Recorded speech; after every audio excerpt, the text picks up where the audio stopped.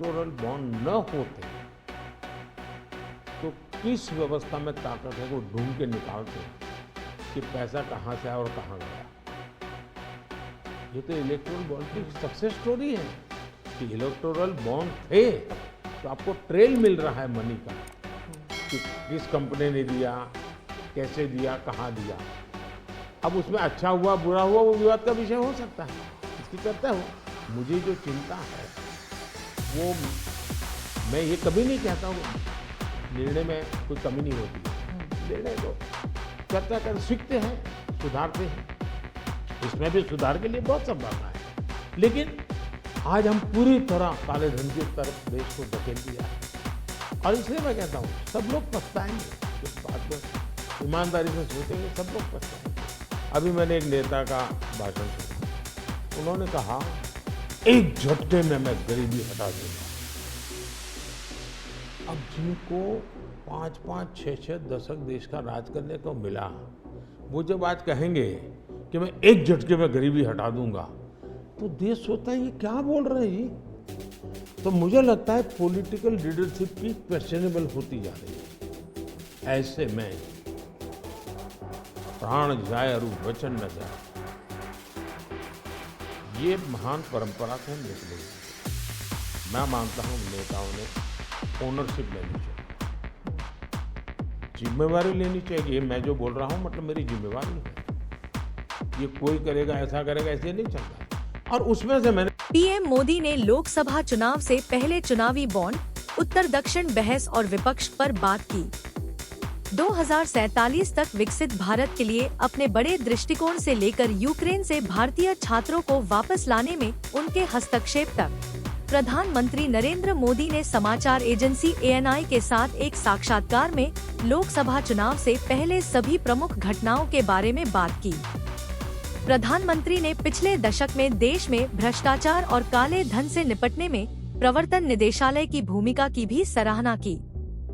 उन्होंने एक राष्ट्र, एक चुनाव के प्रति भारतीय जनता पार्टी की प्रतिबद्धता पर भी जोर दिया। प्रधानमंत्री नरेंद्र मोदी ने 2047 तक भारत को विकसित बनाने के लिए अपनी बड़ी योजनाओं पर जोर दिया और कहा कि किसी को भी डरना नहीं चाहिए। पीएम मोदी ने कहा, मैं किसी को डराने या चकमा देने के लिए फैसले नहीं लेता, मैं देश के संपूर्ण विकास के लिए फैसले लेता हूँ। उन्होंने कहा कि विकसित भारत प्रोजेक्ट पर पिछले 2 साल से काम चल रहा है।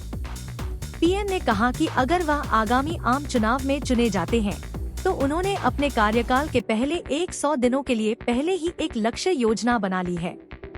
प्रधानमंत्री 1 मिनट भी बर्बाद नहीं करना चाहते। उन्होंने कहा कि वह सिर्फ एक बेटे की तरह भारत माता की सेवा कर रहे हैं और यही उनका मिशन है। प्रधानमंत्री नरेंद्र मोदी ने पिछले 1 दशक में देश में काले धन और भ्रष्टाचार से निपटने में प्रवर्तन निदेशालय की भूमिका की सराहना की। उन्होंने विपक्षी नेताओं की आवाज दबाने के लिए केंद्रीय एजेंसियों का इस्तेमाल करने के भाजपा के आरोपों का भी खंडन किया और कहा कि ईडी के 97% मामले उन लोगों के खिलाफ हैं जो राजनीति में शामिल नहीं हैं। उन्होंने कहा, पिछले 10 वर्षों में हमने 2200 करोड़ रुपए नकद बरामद किए हैं, जबकि 2014 से पहले ईडी केवल 34 लाख रुपए नकद बरामद कर सका था, जिसे स्कूल बैग में ले जाया जा सकता था। इसका मतलब है कि ईडी अच्छा काम कर रहा है, कहा। उन्होंने इस बात पर जोर दिया कि भ्रष्टाचार ने देश को बर्बाद कर दिया है और इससे पूरी ताकत से निपटना होगा। प्रधानमंत्री नरेंद्र मोदी ने एक राष्ट्र, एक चुनाव ONOP के प्रति भाजपा की प्रतिबद्धता को मजबूत किया। ANI के साथ इंटरव्यू में पीएम मोदी ने कहा कि ONOP पर रिपोर्ट तैयार करने के लिए गठित समिति को सकारात्मक प्रतिक्रिया और नवीन सुझाव मिले। उन्होंने कहा कि देश में एक राष्ट्र, एक चुनाव के विचार के साथ कई लोग आए हैं। प्रधानमंत्री ने कहा, समिति को बहुत सकारात्मक और अभिनव सुझाव मिले और अगर हम इस रिपोर्ट को लागू करने में सक्षम हुए तो देश को बहुत फायदा होगा।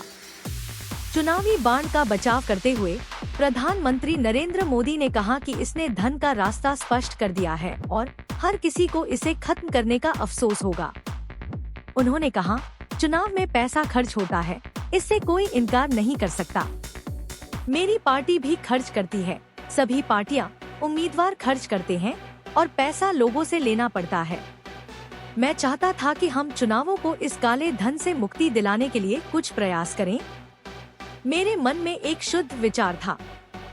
हम रास्ता ढूंढ रहे थे। हमें एक छोटा सा रास्ता मिला। हमने कभी यह दावा नहीं किया कि यह बिल्कुल सही रास्ता है। उन्होंने कहा कि चुनावी बांड से पता चलता है कि किस कंपनी ने इसे दिया, वे इसे कैसे देते हैं और कहां देते हैं।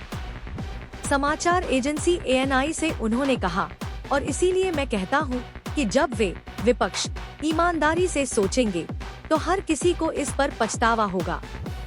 उन्होंने कहा कि जब संबंधित विधेयक पारित किया गया था तब चुनावी बांड योजना पर संसद में बहस हुई थी और जो लोग अब इस पर टिप्पणी कर रहे हैं उनमें से कुछ ने इसका समर्थन किया था। उन्होंने चुनावी बांड पर झूठ फैलाने के लिए विपक्ष पर भी कटाक्ष किया और कहा कि योजना के माध्यम से दान देने वाली 3000 कंपनियों में से 26 की जांच ED जैसी एजेंसियों द्वारा की जा रही है। प्रधानमंत्री नरेंद्र मोदी ने तमिलनाडु में द्रविड़ मुनेत्र कड़गम DMK के साथ गठबंधन पर कांग्रेस के सनातन विरोधी रुख पर सवाल उठाया।